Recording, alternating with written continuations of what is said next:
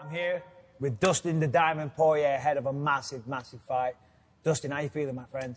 Feeling good, man. Good to be back in Las Vegas. Good to see things opening back up. Ready to go. Yeah, well, obviously a different atmosphere this time. Last time was on Fight Island. And very different scenario. Obviously no fans in the building, all the rest of it. How is this different from last time, from your perspective? Obviously the travel, you know, in the quarantine process. Last time we had to go to Vegas, so I flew from Florida to Vegas, had to quarantine 2 days there. Then across, you know, a long flight, and then was in a hotel for 12 days, I believe, before the fight. So it's a little bit smoother going here. And, yeah. Well, last time when we saw Conor, he was very cordial, very polite. He was there with his family and all the rest of it. He was a gentleman. And even after the fight, you guys, there was a lot of respect there. It was nice to see. But what are you expecting this week? Because it seems already like the gloves are off and it's no more Mr. Nice Guy. But what are you expecting? That, I expect him to be crazy. You know, try to get me riled up, get me out of my, you know, my mindset. Yeah. But, dude, it's impregnable. Yeah. I'm solid as a rock, man. Do you think that will work for him, though? Because the narrative is, in the first fight, 2014, that he got in your head and you were angry. Yeah, and then you went forward. You were, exactly. And last time you weren't, and you had a great performance. Do you think this time there's any possibility that he might throw you off your game? I don't think, I mean, obviously I'm going to say I don't think so, and I feel like it's not at all. But, I mean, I guess we won't know till the bell rings. Yep. But even all the stuff he's doing and saying, you know, I don't hate the guy. Sure. You know, I don't hate anyone anymore. I'm just at a good spot mentally, not only with fighting, but just every day, man. Yeah. It's fighting, and honestly, the stuff he's doing, it might be more for him than it is for me. Maybe he needs that. He needs to feel that he's that guy, you know. But do you think he's trying to summon up that angry, that old, hungry type of Conor? He's trying to prove to himself that he still got it? Yeah, I think so. It's like I said, talking to Brett, I feel insecurity, you know. Sure. He's worried. The pressure's on him. This is just another fight for me. Of course, it's a big one. But him, everything he's built himself up to, you know, you go out there and get beat up twice by me, get stopped again. I mean, it's not good. It's not good for business. No, it isn't. Before we move on to the actual fight, yesterday, kind of a sensitive one, he put a picture out there of a DM from your wife or something. Yeah. I mean, how does that affect you? I mean, some may consider that a low blow. What do you say to that? You know, there's I mean, I got to be honest. It was good. If he was trying to piss you off and get in your head, it was a good move. If it was real and my wife was messaging him or something like that, then it's a good one. But if it's fabricated or, you know, me and my wife were laughing about it yesterday when I was at the grocery store. But it's just there's no holds barred in the talking. Yeah, you know. So that's the way it goes. Let's go back to that last fight then. Obviously, great performance from you. Got the knockout in the second round. First round, though, what did you think of Conor there? Because a lot of people saying he has to make a lot of adjustments, but I still thought he looked good in that first round, and it's kind of disrespectful to you to make excuses for him almost. Yeah, you know, I've seen over the past 6 months a lot of stuff. He was preparing for boxing. He was more in a boxing stance. Just a lot of stuff, and that's just what people do. You know, what's his excuse going to be this time? What's the fans, or maybe he didn't even have an excuse. I don't know. Maybe his fan base or his coaches or whatever. What's it going to be this time when I touch him up? You know. Yeah. But he felt dangerous. You know, I have a healthy, I don't want to call it fear, but a healthy understanding of his ability. He's a special athlete, special fighter. His timing, his power. You know, that's how he got to where he's at. And it wasn't by mistake. He's a special individual. But you know, I've been battling lions forever, and it's just what I do. I'm you know. Yeah, he's a special guy, and he felt strong, felt good in the first round. At 145, he did take you out of there in the first round. Do you think now at 155 you can take shots better because you're not doing that massive weight cut? I would like to think so, you know, but I'm not sure. I do feel good. I feel more durable.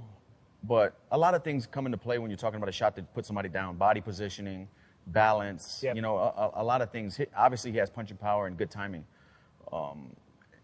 The shot was kind of behind the ear, kind of, you know, threw me off. It was a cheeky shot. There you go. There you go. It was a cheeky shot. That's for the English guys. What do you think he needs to do differently? If you look at that fight, what do you think he's going to assess from that, and what do you think he's going to do differently this time? I think he needs to pressure early and not get into a rhythm of back and forth with me. Because the longer that goes, the more I'm going to find his rhythm and his timing and make him miss and start hitting him with shots and pointing at him and getting into the longer the fight goes, the more I start grooving. And that's just how I always am in the gym, in fights. Yep. The longer it goes, the better fighter usually wins. Anybody can win in the first couple minutes. Sure. You know, but the longer the fight goes, I feel like I can outfight him. I think the popular narrative is in the first round he's very, very dangerous. You get him out of round 2, and it's kind of the balance tips in your favor. Do you agree with that? I think the longer the fight goes and unfolds, I start pulling ahead if it's a close fight. Yeah. But don't get it twisted, you know. This left hand, this right hook, I can put him out in the first as well. Oh, yeah, absolutely. Well, we saw that last time. A lot was made about the calf kicks. I'm assuming you're going to bring those back to the table. I'm assuming you're going to mix in takedowns here and there. But what do you think he's going to do differently? I think, so for me, whenever I first got my leg, you know, I knew about calf kicks, but didn't really pay him a whole lot of respect until I got destroyed by him. Yeah, yeah. And Who was that? Who destroyed Jim with calf? Jim Miller. Another southpaw, yeah. Okay. So he tore my leg up. I thought my leg was broken. I was at the hospital. They were giving me morphine. I was in so much pain. So Wow. I know what it does. You know, I know how debilitating it is. And since getting it done to me, I had a new respect for it, and I wanted to add it to my arsenal and start damaging guys. So maybe that's what he's going to do. You know, Yeah. he knows how effective it is. So he might implement it, you know, fighting another southpaw and try to land it himself.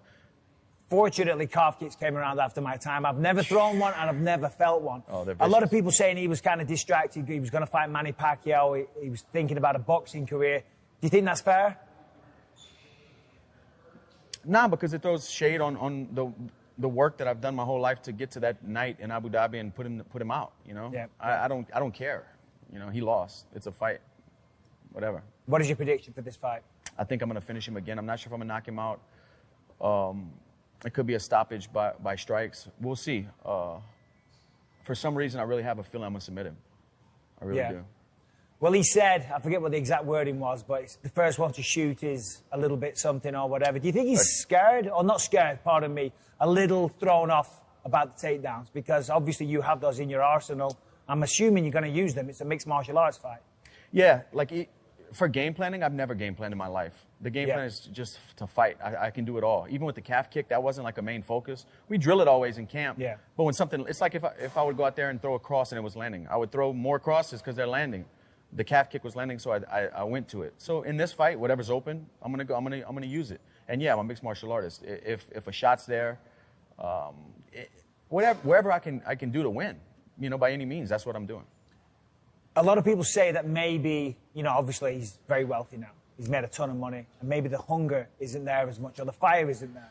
What do you think of that? Yeah, you know, I was doing an interview yesterday, and they asked me. I think it was Hagler who said it's hard to get up and run the miles when you know the quote. Yep. But to me, still fighting and still taking chances to go out there and get embarrassed in front of the world at where he's at financially and business-wise, he doesn't have to work a day in his life. Sure. You know? He's set. His kids are probably set. They are. That makes him more dangerous to me because he's doing this because he wants to, not because he has to. Yeah. You know, yeah. He's going out there with something to prove. Well, there's a lot of things you can buy. You can't buy the championship of the world. You can't buy this either. You can't buy heart either. You know, but obviously the last fight you were going in there. The last time you shared an octagon. But he has 2 belts at home, 2 different weight classes. He's done it all. So for him to lace the gloves up and get back in there in front of the world, that's a dangerous man. Oh, yeah, and you have to respect that because, as you say, his legacy is set in stone. He was a 2-weight division champion. Yeah. But in that the second fight, you went in there. The last time you shared an octagon, you knew that he knocked you out. And I've been there myself. Like when I fought the rematch with Dan Henderson, I was all cocky, you know, but then right before I had to go out, the nerves kind of stuck in. So it hit me, you know, and I'm like, wow, the last time I stepped in there, I got knocked out and the whole world laughed. Now it's the flip side. Now it's Conor thinking that. And I got to say, I respect what he's done. You know, taking you on again so quickly, you know, no warm-up fight, no tune-up. You know, you got to admire that. But what do you think his mental state is going to be on Saturday night? I'm not sure. Mine going into the second fight wasn't revenge. It was growth. It was putting myself where my family needs to be. It wasn't about revenge or getting even with him. I don't know his mindset. This seems to me like it's revenge, you know. That can help you or hurt you depending on your mindset. You know, everybody's different. But obviously, we got a press conference tomorrow. Last time was very cordial, as we know. And, you know, if you look back in the past, the ones with Khabib and countless others, he always entertains. He always puts on a show for the fans. And, you know, that's pretty insulting, but that's what people like to see. What are you expecting tomorrow? Theatrics? Yeah, for sure. Crazy guy. I'm not sure. Just like the fight, we don't know until the bell rings. Well, when the press conference starts, we'll see what maniac shows up. I'm sure he's going to be having fun. I'll bring him another bottle of hot sauce, though. Oh, nice. After this fight, I'm assuming you think you're going to be victorious. I'm assuming also that a fight with Charles Oliveira will be next for you. That's the only fight, you know. If I get my hand raised Saturday, that's the only fight. But plan A right now is Conor Saturday night. I don't like to look too far ahead, you know, because none of that even is real until Saturday happens. Of course. What do you make of anybody that's, and even Conor threw a little dig out there on Twitter, I think, about you taking the Conor fight rather than the belt? I mean, I understand it. You know, money's why we fight. We're prize fighters. Right. But what do you say to any critics of that? Go back to work, clock in, you know, buy the pay-per-view. Yeah. Years ago, I saw on the countdown, you know, you started off in a boxing gym and then you started training MMA. All those years ago, did you think it would come to this? I mean, Las Vegas, I mean, this fight has taken over the entire city. It's massive. Might be one of the biggest fights they ever did. And of course, you're here, you're coming in. You knocked him out last time. I mean, this is a huge opportunity. You're going to make a ton of money. Did you ever see this in your wildest dreams? No, because I didn't, like talking about back then when I started off, it wasn't for, you know, for the money. It was for the love of the fight. Okay. And that's the only thing that's still real to me in this game. It's the only thing I still like about fighting is the fight. You know, I don't like this anymore, to be honest with you. But I like to fight. So, See, that's really interesting. Do you think that's the difference between you two? The fact that you love to fight, and I'm sure Conor loves to fight as well. In fact, I know he loves to fight. I'm an introvert, man. I don't like all this, you know. The attention? Yeah. Some people love it. It seems like Yeah. he loves it. You know, I'm the opposite of that. Well, he does love it. He plays to the crowd, so you just want to get in there, get the job done, go home, be with your family. Exactly. Keep doing good work. I'm a working man. Yeah. But I'm excited, you know, about this whole thing. Is there anything anything new we're going to see Saturday night from you? The most well-rounded, focused. You know, I feel like I hit a stride where my mind and my physical and my technique is. I feel like I've been putting in the work for so long, man. Since I was a 17-year-old kid in a boxing gym. You know, I have 40-something mixed martial arts fights.